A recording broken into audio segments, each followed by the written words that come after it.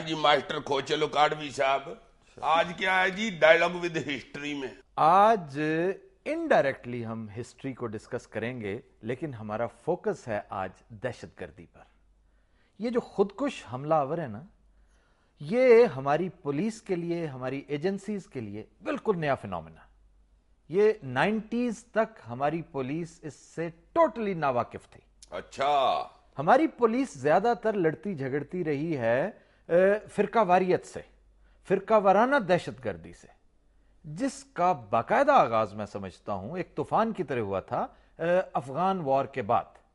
अफगानिस्तान पर हमला किया सोवियत यूनियन ने, अमेरिका ने हमारी मदद के साथ रेजिस्टेंस या लाके खड़ी की, सऊदी हुकूमत ने सपोर्ट किया, एक दो मखसूस फिरके फ्लरिश किए और एक बड़ी पैरेलल फोर्स डेवलप हुई।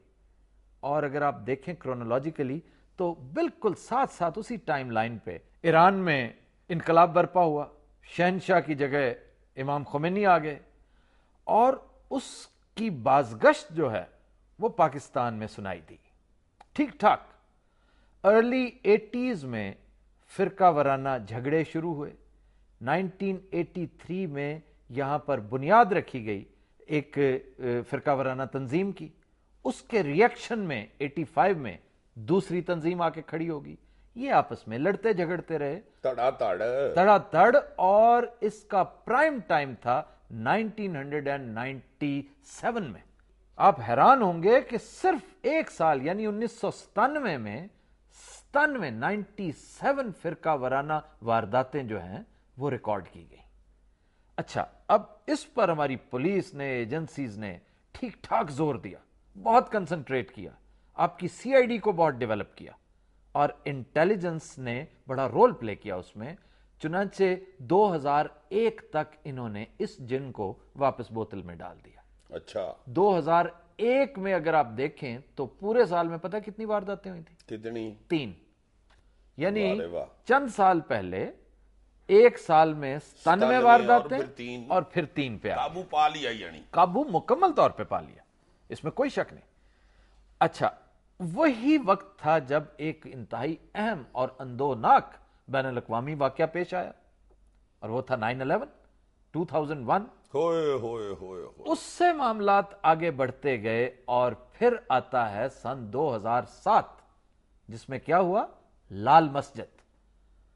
लाल मस्जिद के बाद आप अगर देखें तो आपके अखबारों में, आपके टिकर्स में, आपके न्यूज रिपोर्ट्स में और बुलेटिन्स में खुदकुश हमलों और खुदकुश बमबारों का तज़किरा शुरू हुआ। लेकिन पहले ये सरकारी जगहों पे होते थे ये खुदकुश हमले, अब भी ज्यादातर वहीं पे होते नहीं यार, अब तो तड़ा आवाम में हो रहे हैं। इसकी बुनियादी वजह यह है कि जब एक ट्रेंड देखा ना इन्होंने खुदकुश हमलावरों का, कि वो टारगेट कर रहे हैं आपकी एजेंसीज को, पुलिस को, आपके सिक्योरिटी इदारों को, तो इन्होंने क्या किया? उसके गिर्द उसको फोर्टिफाई करना शुरू कर दिया। उसके गिर्द बड़ी बड़ी तगड़ी दीवारें बना ली, कंक्रीट की दीवारें बन गई, कैमरे लग गए, वो बोरियां बन गई, बहुत ज्यादा नफरी पहुंच गई। इसको कहते हैं टारगेट को हार्ड करना। टारगेट हार्ड होता गया, हमलावरों के लिए मुश्किलात पैदा होती गई। उन्होंने चॉइस के तौर पे कहा चलो ठीक है, फिर हम अब सॉफ्ट टारगेट की तरफ जाते हैं, और वो सॉफ्ट टारगेट अवाम है। नहीं तो ये लाहौर में जो धन धनाते फिरते हैं दहशतगर्द, तो ये नफरी किधर है? जो पुलिस है हमारी, वो क्या कर रही है? इसमें तो कोई शक वाली बात ही नहीं कि दहशतगर्दों का लाहौर में ठीक ठाक कोई हेडक्वार्टर है। यहां पर ठीक ठाक कोई एक गढ़ है इनका, जहां पर ये अपनी एक्टिविटी कर रहे हैं। ये पुलिस की नजर से क्यों ओझल है, हुकूमतें क्यों खामोश हैं इस पर, इसका हमें फिलहाल कोई पता नहीं। लेकिन फैक्ट ऑफ द मैटर यह है कि आपकी नफरी है तकरीबन 30,000 टोटल लाहौर में, और अगर आप उसकी डिवीजन देखें कि 50% के करीब एक होती है एक्टिव पुलिस फोर्स, एक है स्टैटिक वो होते हैं जो ज्यादातर प्रोटोकॉल ड्यूटीज पे होते हैं, जो लोगों के साथ हिफाजतें कर रहे होते हैं, उनके साथ आगे पीछे वजीरों, मुशीरों के, चीफ मिनिस्टर के, जजों के, ब्यूरोक्रेट्स के, अफसरों के। तो वो तो फिर परा पड़ा लाहौर इस तरह की शख्सियात से। तकरीबन आधी नफरी जो है वो स्टैटिक ड्यूटी पे है, वो प्रोटोकॉल, और उसके साथ साथ मुख्तलिफ जगहों पर 4 पुलिस वाले खड़े हो गए, ऐसे ही खड़े हो गए, वो कुछ नहीं कर रहे, वो स्टैटिक हैं, जामिद हैं, साकत हैं। वैसे इतने के नीचे खड़े हैं ठंडे साह लेने के लिए। मोस्टली ये वही हैं जो तुम अक्सर आते हुए देखते हो ना, जो गाड़ी में से टांग निकाल के सो रहे होते हैं। और ईमान से आज तक भी वो वहीं सोए होते हैं। वो परमानेंट ही ना सो गया हो, उसे पता चेक करो नहीं यार, जाके। मैं तो कहता हूँ कि शिकायत लगाने जाऊं, फिर मैं कहता हूँ मुझे ना को मोटर चोरी के केस में बिठा ले। ये पुलिस फोर्स की 3 कैटेगरीज हैं। एक्टिव होती है, रिएक्टिव होती है और एक प्रोएक्टिव होती है। हमारे यहां ट्रेजेडी ये है कि ज्यादातर जो हमारी फोर्स है ना, वो रिएक्टिव है।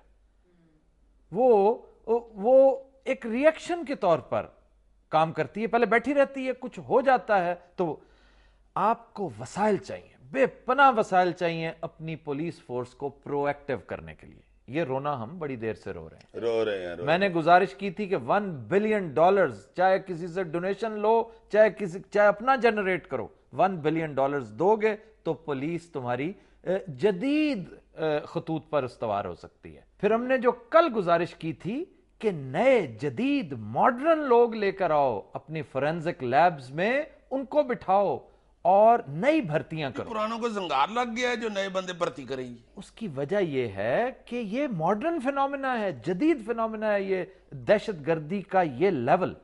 इसके लिए आपको जदीद लोग लाने पड़ेंगे। ये अब रिवायती ऑर्थोडॉक्स मोहम्मद रमजान वल्द फलाना, नूर मोहम्मद वल्द बूटा, कांस्टेबल फलाना, हेड कांस्टेबल फलाना, ये उनके बस का रोग नहीं है।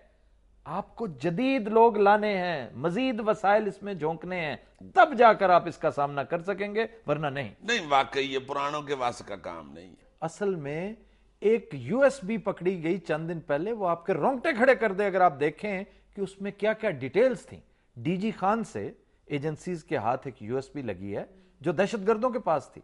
उसमें बॉम्ब बनाना, बॉम्ब असेंबल करना, बॉम्ब शिफ्ट करना एक शहर से दूसरे शहर, उसके तरीके, उसकी ड्राइंग्स, उसकी साइंस बाकायदा एक। So much so how to disguise yourself, how to make yourself invisible. ये ऐसी ऐसी चीजें, यानी आप छुप जाएं, ऐसे कैमोफ्लेज में रह रहे हो कि लोगों को कानो कान खबर ना हो।